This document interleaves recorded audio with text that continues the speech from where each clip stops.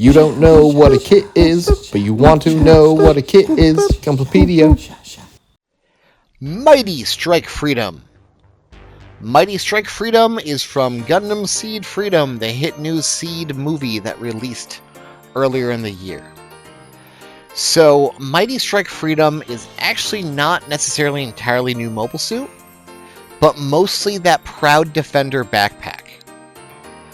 The base unit is actually a new version of Strike Freedom known as Strike Freedom Type 2. You'll notice in the arms in particular, there's a lot new details, geometry, colors, and greebles. Those shoulders are actually almost a completely different design from the original Strike Freedom.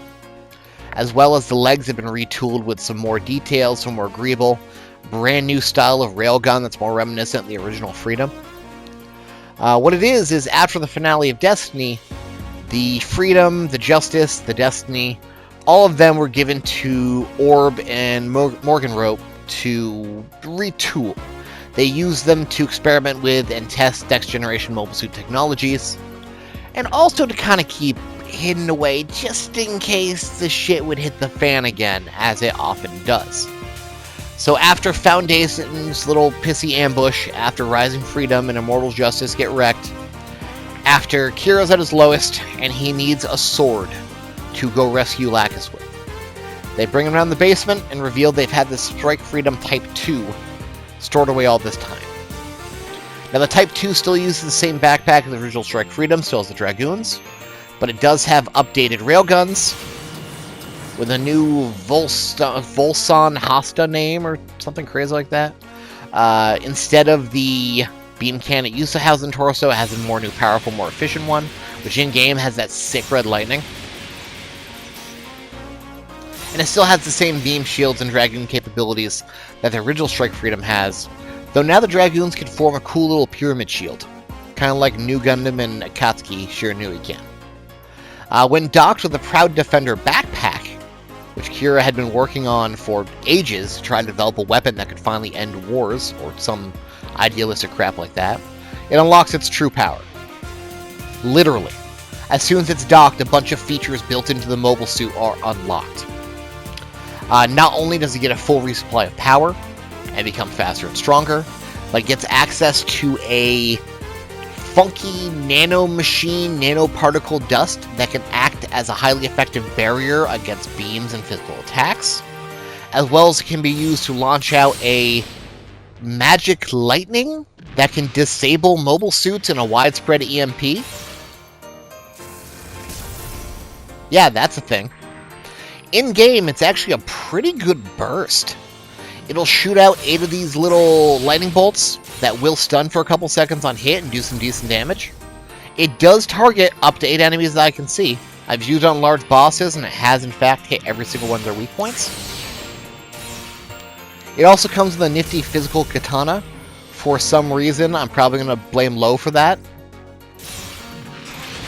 It's actually a grab move, if you believe it. A grab with a little explosion at the end. Now, I don't believe this explosion actually has any kind of AoE on it. Yeah, it's just for cosmetics.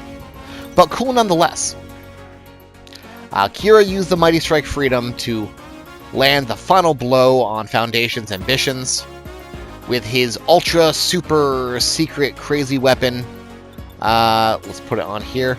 The Convergent Heavy Nucleon Beam Cannon Disruptor. This is some bullshit. So, built into the head of the Strike Freedom Type 2, that is only unlocked when it docks with the Proud Defender, is a Disruptor Cannon.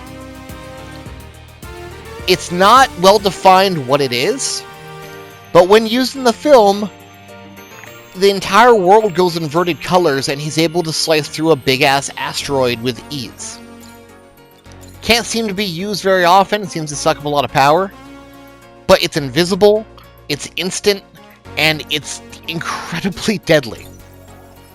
In-game, it's one of those skills that when you hit someone with it, it instantly parts out all their parts. So if you can line them up in a nice little neat line, since it is a line-of-sight laser weapon, You can just pop people like popcorn. Let me turn on the parts off real quick. Oh, let me turn on gauge real quick. Don't know why I turned that off. Oops, all parts.